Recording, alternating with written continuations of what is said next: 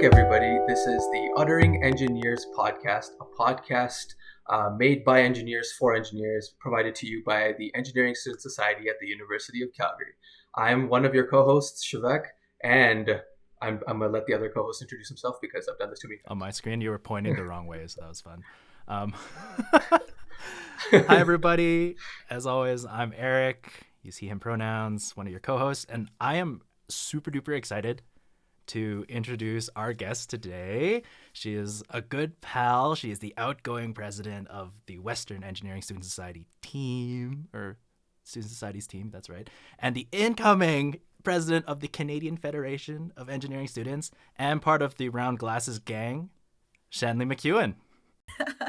Thank you, Eric. Well, hello, everybody. Like Eric said, my name's Shanley. I use she, her pronouns. I go to the University of Saskatchewan. I'm in my fourth of 5.5 years right now in environmental engineering. And I'm also doing a minor actually in moral philosophy and professional communications. Really excited to be here. Excited to talk to you guys. Yeah. This is actually so exciting. Finally, we got someone in from a different school. Wow. Look at that. But yeah, no, totally. One of the big reasons we wanted you to come on is we thought you had amazing insights into stuff like, what you're taking a minor in, moral philosophy. So we kind of wanted to touch on that first, about why engineering ethics is important and how our schools kind of deal with that and how it's different between, let's say, U of C to Sask's education. Yeah, for sure. I think first and foremost, I don't know if this is maybe a shared experience at the University of Calgary, but I would say at the U of S, something that we struggle with, and I see it when I talk to even people from other schools, is that ethics is looked at as like that fluff class you take in fourth year alongside your last semester with your capstone, and you can kind of push it to the side. It's not really given the weight or sort of the real estate in our minds that I think it deserves. I don't know if that's a similar experience though at the U of C. Yeah, definitely. I think it's the exact same thing. I mean, I think I'm guilty of that too. I was like, when can I fit this course in? I'll put it in the summer when I can do this in 2 months really quickly and sort of get it out of the way. So yeah, I definitely think it's part of the same problem on our campus. I feel it's not even the students that feel that way. It kind of seems like the faculty also feels that way. A lot of these ethics courses, it's not one prof that teaches it. It seems you get a rotation of profs, a different prof every year that has their own idea of how to run it, how to do it, or was maybe just given the course to do. So they're often not too well organized because it's kind of a year off, year on kind of thing. And it just gives that impression that this is a fluff course in every single definition of it. The faculty doesn't see it as super important. The prof might see it as super important, but it's not well organized. So the students won't really be fully engaged in the course itself. Yeah, that's exactly it. It's like all the profs every year. It's like they go to their faculty meeting and who gets the short straw, you teach eng ethics to the fourth years. Yeah, and I think such a huge issue in engineering is that as a profession, we haven't been forced to sort of keep up with the social responsibility of other fields, right? Like we especially see that, I think, in like technology. We're making crazy advancements, and we don't have like laws and regulations that like are up to date with sort of what people are actually doing, right? And then so then what really happens is it's really on the designer, it's on the engineer to decide like, is this ethical? Like I can make, this thing, is this good for people? Is this good for society? Because there's no laws that are governing it really. It's on like our individual judgments. I think there's a lot of importance in that we're not seeing. And I think a huge problem is that you're not being taught that when you're like in first year and second year. You're learning how to design everything, make everything before you're even asking the questions like, should I be designing this? Like you've learned how to do it already before you even decide if it was a good idea to do it in the first place. Yeah. I remember when we have to go through like design criteria and start writing down, these are the main pinpoints of like what we should include in the design. And you're right, like the integrity of the design or how it helps society is usually not the first thing we think of. especially as engineers. I know this is a bit of a top like off off side tangent thing, but like when we're looking at businesses like entrepreneurship, people are making designs. Engineers typically build the thing first and then try to find what the problem is in the world. And it's kind of that same thing, right? Like we like to build things, but we didn't consider what the problem was in the first place. Yeah, that's it. That's honestly exactly it. It's like we're just excited to make something new. We're not even thinking about if this should be made in the first place. Um, I added my minor in moral philosophy about just this last year, actually, because I had an open space in my schedule, took a philosophy class because I thought, you know what, this might be fun, might be an interesting course, and I absolutely fell in love with it. And I think we in engineering, we really criticize arts students and, arts classes as being these like fluff classes that like, oh, what's the point? But I think it's because we're in so many ways in our degrees, we've like been desensitized or like dehumanized to like the impact we're going to have later on. Like, I don't know how many design classes you guys have taken where you never mention like, how is this going to help like a group in society? Like, who's really benefiting from this? And like, how is this going to help like the individual? We don't really think about that. We don't think about our work in terms of like for the benefit of the people around us. And that was one thing that class really talked about. It was like, how is what you're doing hurting or helping the people around you? And then like, why is it a good action or bad action because of that? And I think it's just a perspective where we throw out the window because we're just excited to design sometimes. Yeah, it's unfortunate too because it feels like this kind of social perspective and the outside looking into engineers, that is what determines whether a design is ultimately a success or a failure. You can make the coolest thing in the world, but if somebody says, or if the majority of people say, yeah, we don't like this isn't what we want, then it's ultimately a failed design. No one's going to use it. It's not helping anybody. Yeah, that's exactly it. And I really wish one of my, I think, biggest regrets in like my engineering like my engineering education is not thinking about how what I was learning could help someone later. Just being like, this can do things. Well, that's great. Like learning how to design these things. Even so I'm in environmental engineering. One of the first things that I like learned to design was like wastewater treatments. And I just remember being like, yeah, that's awesome. And I did, and something that like that, like clean drinking water, which is so clearly could do so much good in the world. I wasn't even thinking about that. And, my profs teaching me weren't even thinking about that. We were just like, that's how you do it. And I think a lot of schools are like that. But I think when we force ourselves to take that step back and look at like, okay, I'm not just designing, I'm not just designing something that will like clean water. I'm designing something that could like bring life like to like an area of the world or like give people like a second chance and like a safer world for them. And I think when we look at that, when we look at design through sort of this lens of like radical empathy, I think we have like so much amazing opportunity as engineers to do great things for the world. But we haven't been held to that standard. We're not holding ourselves to that standard. And no one's around going to do it for us because really, unless you're in engineering, you probably don't know what those people are doing. So how can you hold someone accountable? You don't know what they're doing. That's true. Honestly, that just reminds me of something. You ever seen those like whenever like a tech guru or someone is invited to Congress in the States and they're trying to explain how like cybersecurity works to these politicians and they have no clue how to answer anything or ask any questions? That's exactly what it is. Nobody else will understand it. Yeah, that's exactly. It's like the iconic video of Mark Zuckerberg, the congressman asking like, "How do you sustain this business model?" And he's just like, "Senator, we run ads." And it's just there's just such a like cognitive dissonance. There's just no idea what's going on. It's like they're from two different worlds. Exactly. So I guess it's more of definitely a two-way street here. It's people need to definitely be more societally woke and but we also have to reach out and make sure that everyone understands tech and why it's good. I mean, all I can think right now is of the engineering change lab and how right they are of many things, right? Oh my goodness, yes, that's exactly it. The engineering change lab is an incredible group that is trying to do exactly that, right? They're trying to like bridge sort of that idea of like our like social responsibility with like what we're designing. And it feels like, you know, you listen to them and they're like, we care about social responsibility and how we're designing things. And you're like, why doesn't everyone care about this?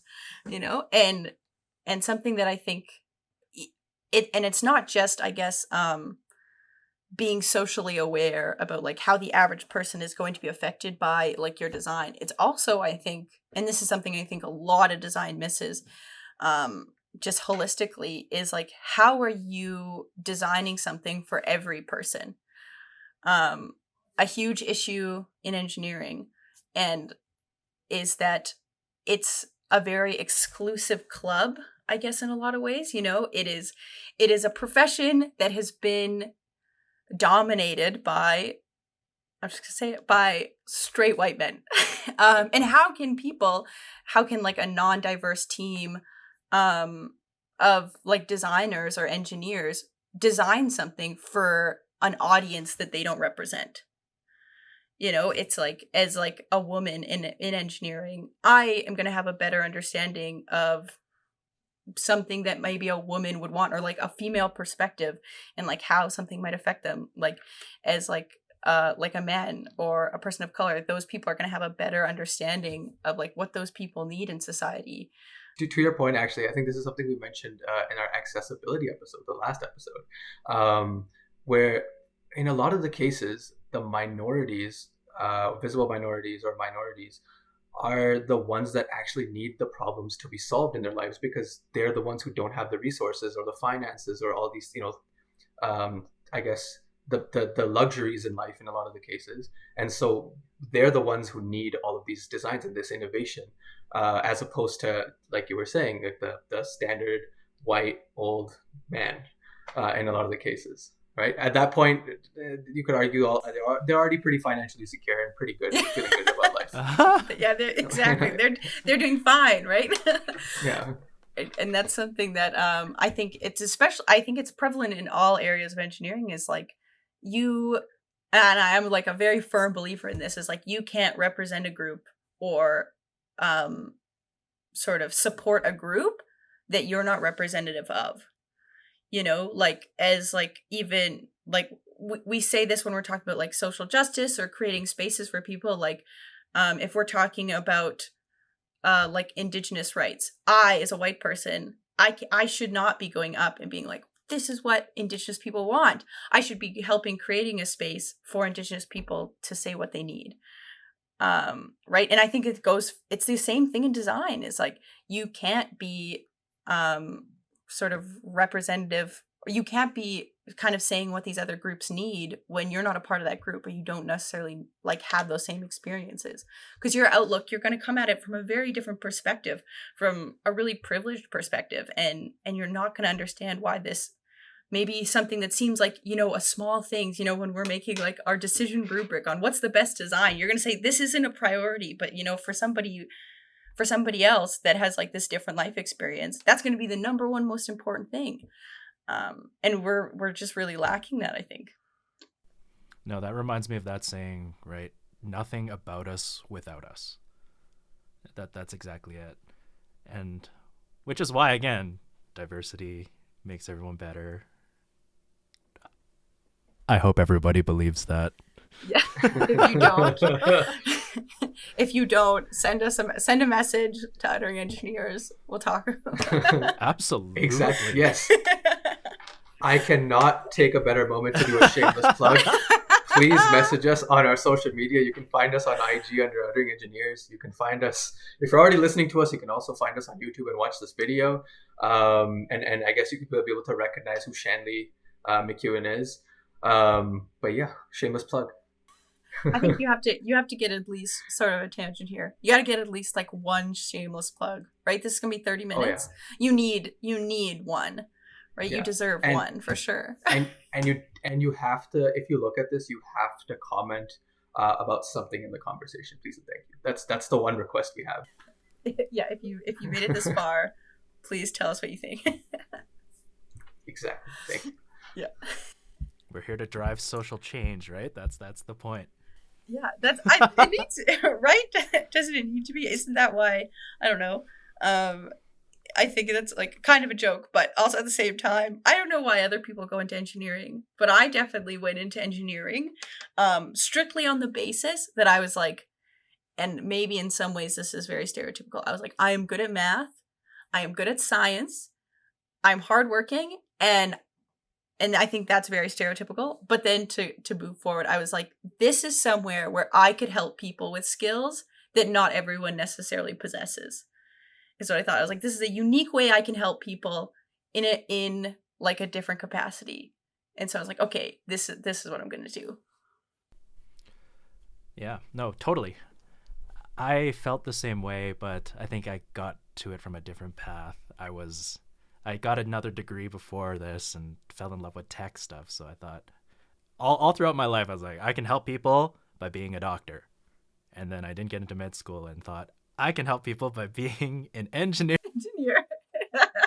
It's the next best thing that everyone's parents want them to be, right? You know, it's an engineer. I don't know if that's everyone else's parents, but my parents growing up were always like, you could be a doctor, you could be an engineer, and they were like, we ran out of ideas. Honestly, though, I think when I was a kid, I just didn't know there were other options. You know what I mean? Like, I knew about the 5 professions, and I was like, yeah, that's about it. I don't know what other people do with their lives. But I would agree. I sort of came from the same perspective of like, but I guess it was a little bit more general. It was like, yeah, I think I can build something to, cause change and have an impact on the world. And then my brain was always going towards like aerospace and astrophysics. The irony of that is I basically want to make stuff to get off of the planet. So I'm like, You're like, but you're like, it's going to hell in a handbag. We can go somewhere else. No, but I think that's really interesting because I think so. I would say most people I know go into engineering. At least a lot of people I know go into engineering, being sort of like, I could do something different. You know, I could make something different, do something great for someone or something. And then by the time, you get to that 4th-year class of learning about, okay, you want to do something different. Here's how you do it for people. We're kind of like, you're so lost in just all the technical of the degree that you're forgetting why you went into it in the first place. You didn't just go into it to design something fun. You were like, I could do something great here. And it's like you lose that passion, I think, over the grueling 4 or more fun 5 years of your degree. 5-year gang. Yeah, 5-year gang. I'm gonna kind of take it back to something you said before, because you were taking a course, like a philosophy course. You said something very similar happened to me, but this year I spoke to Eric about this before as well. But exactly what you're saying. I kind of forgot why I got into engineering, and then I took this course that's an extra course this summer it was a drama course about creativity, and like I spent 4 months reflecting on why I changed my entire path. And I'm still going through that process. And basically what that course focused on was that we forget how creative we are, right? A lot of the times. And creativity is actually a skill. So you have to practice it to get better at it. And in engineering, what typically ends up happening is we forget to practice the creativity because we're practicing our math and our homework and trying to pass tests. So getting back into that creativity and getting back to what you want to do at the end of the day is really important. Yeah, how do you keep that passion though? Because it feels like the engineering education just kind of beats you down until you kind of lose that passion. So how would you say you want to keep that passion coming in and throughout your entire degree? You came in so starry, bright-eyed, saying, I'm going to join these clubs, I'm going to make cool things. And I know one of the things you wanted to talk about today was how to keep motivated, especially as a marginalized community in engineering education itself. On top of just classes, you get all these other aspects that might be detrimental to a minority group. If you wanted to join, let's say, some design club, and I'm going to use the example of a woman in engineering trying to join a racing team, and and the people that are presenting their team to you have all the best intentions in mind, but you just see a wall of cishet white males presenting to you. How do you stay motivated and build the courage to join something like that and keep that passion going when everybody in that club looks different from you? Yeah, that's so dang. Yeah, that's tough. I think, okay, so first off, I think something that's important, I'm going to preface what I'm about to say with this, is that like, as you know, a minority, as like a marginalized group in a field, this is to the listeners here, this is to you guys, you do not need to think of yourself as having to be representative of your group. That was something, at least for me, really scared me in first year and second year when I was younger, is I was like, if I fail at something, it's not just me failing. It is, I have failed, you know, like the LGBTQ community. I have failed being a woman. And that's really like that pressure. First, take that off yourself before you make any decisions, I think, is like number one. Number two is, once it's just you and you realize you are just there representing yourself, I think there's more freedom to try more things, you know, because I think we walk around, and not even just in engineering, but everywhere as like marginalized people, as you walk around sort of with that weight of, you know, when someone looks at me, if I do something wrong, they might equate that to this group that I'm a part of. And that's really tough. You know, taking that weight off your shoulders is step number one. And then you have that freedom to sort of go and try. Something that's important too, I think, is once you take that weight off and you feel like, you know what, I can do it because this is something I love, you know, go after and do what you're going to be passionate about. You know, I think this is especially true in engineering. You know, there are engineering specific clubs. You know, there's a ton of them. Yeah, like there are racing, they're like, I don't know what it's called at U of C, but at U of S, it's like Husky Formula Racing. Or you know, there's GNCTR, or, you know, engineering specific clubs. Oh, are you laughing at GNCTR? We love GNCTR out here. We love GNC. Oh, man, we gotta love them, right? So I think when you're in it, you have this idea or expectation that you need to be involved in some sort of engineering thing for it to be meaningful. And it doesn't, right? You just need to do something that's exciting, that's going to spark some sort of creativity. You know, maybe in high school you loved drama.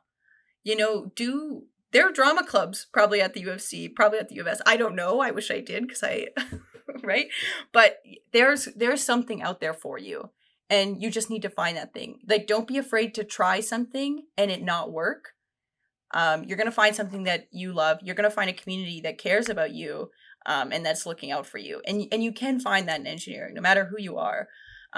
Sometimes it takes a little more digging, though. You know, sometimes it's not, you know, when you're not a cishet white dude, it's going to be harder to find people like you. But you can, right? I think that's really important to know.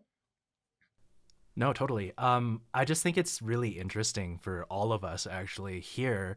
Something that reignited our passion in engineering was something completely not related to engineering at all, right? So Shivek had his creativity and drama stuff, and now he's bringing it back to Eng.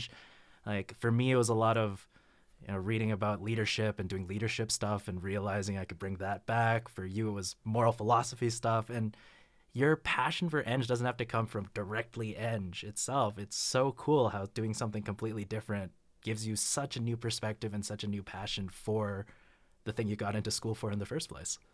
Yeah, that's exactly it. It's like, you don't have to, you know, stop trying to make yourself fit in this box of what you think an engineering student does or what you think an engineer is supposed to be.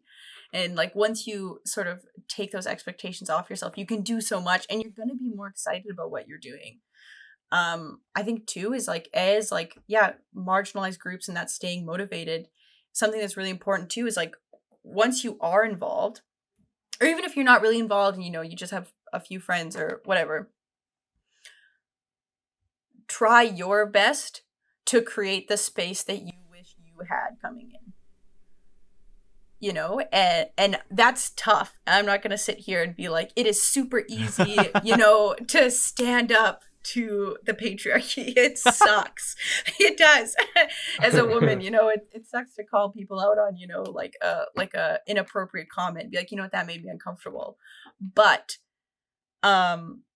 do it when you can. And that doesn't mean you have to do it all the time. Sometimes you are not in a headspace where you can, stand up for yourself or stand up for the people around you. But do it when you can. Do your best to stand up for yourself. Do your best to stand up for the other people around you and lift their voices up.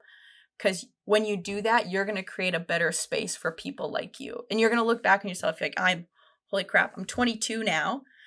I look back on, 17-year-old me or 18-year-old me, and I wished that I had, like a strong woman in engineering that I could have looked up to in school with me, that I could have been like, oh, I'm going to like, you know what, I'm going to call people out on their crappy comments. I'm not just going to like take it lying down. You know what I mean? I think that's really important, is like doing what you can to create that space for other people. Is you're going to help other people be motivated. And at least for me, that really motivates me, knowing that like you have a part to play in this crazy world, and no part's too small, even if you just make one person more comfortable during, one lecture, your whole degree, that's worth it, in my opinion.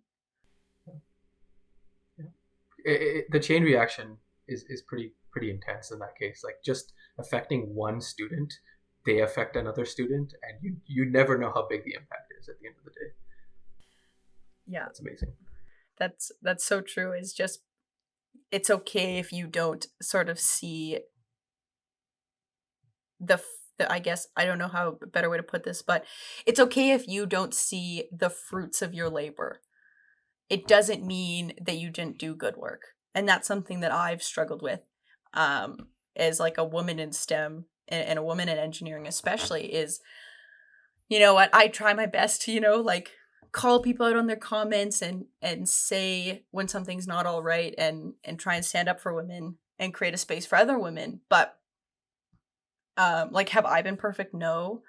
Do I still hear comments from, people in my engineering degree, like whether it's classmates, whether it's sometimes friends, unfortunately, or profs and TAs make comments that I'm like, that wasn't cool, that wasn't stellar.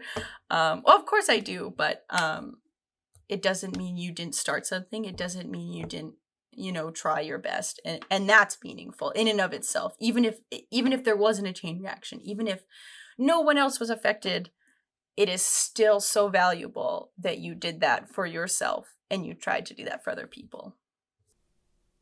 No, for sure. And I think with that would be a good stopping point with those inspirational words from you.